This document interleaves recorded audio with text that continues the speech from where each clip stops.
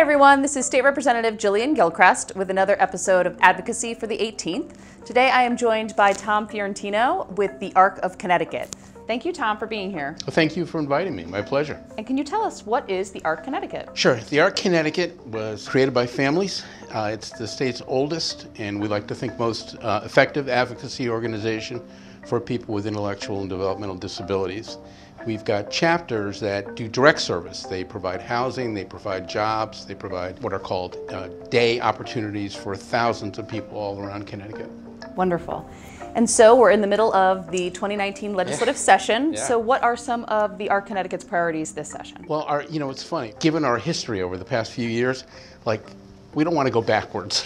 And I'm happy to say that Governor Lamont's budget for the first time actually has full funding in it for what's called employment in day programs. That's you have a child with an intellectual disability who maybe graduates from Hall High School and they leave the West Hartford system and they go into the adult system. And for years we've had to fight with having funding for the programs for that child so that they're not at home watching TV or that their mom or dad don't have to leave a job, which happens, to stay home with them. So Governor Lamont actually, we don't know what will happen, but actually has full funding in there.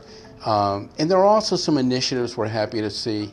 Not enough, obviously, from our point of view, there's a waiting list of about 2,000 people for residential services, which, we all think about that as like a group home. And there are, need for 24/7 type settings, but so many of our people are able to live in the community with some level of support in their own apartments, in their own, maybe with, a couple of roommates. Maybe those roommates have disabilities, maybe they don't, right? So we're looking for Connecticut to kind of pivot away from the old-fashioned way we've been doing things.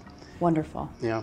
So you've described before to me, which really hits home, the feeling that most parents have of wanting to know that their children are going to be cared for and safe.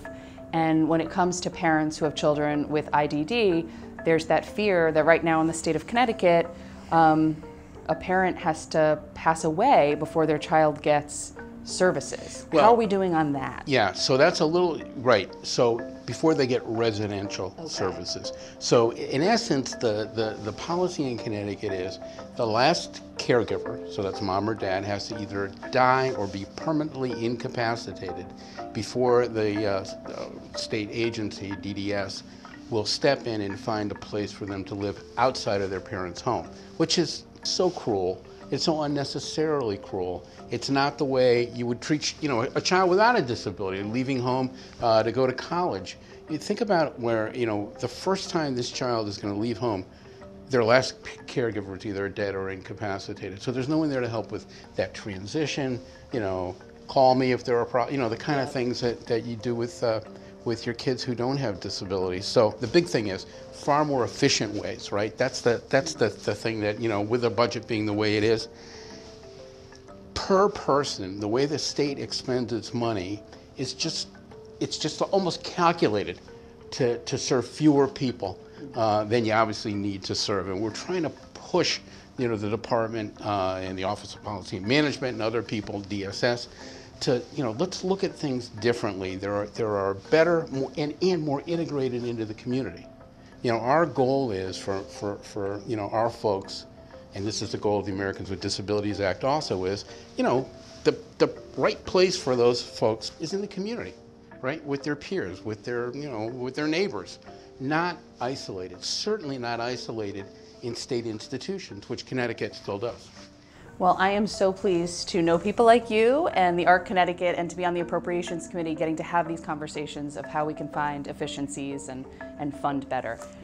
If folks want to get involved with the ARC Connecticut, how could they get connected? Just Google the ARC Connecticut. It'll come up, our website will come up, or you'll see on the top there are different action buttons. Send us an email, leave us a message, we'll get back to you. Fantastic. And as always, if you have questions for me, please feel free to reach out. Thanks for being here, Tom. My pleasure. Thank you, Jillian. Thank you, everybody.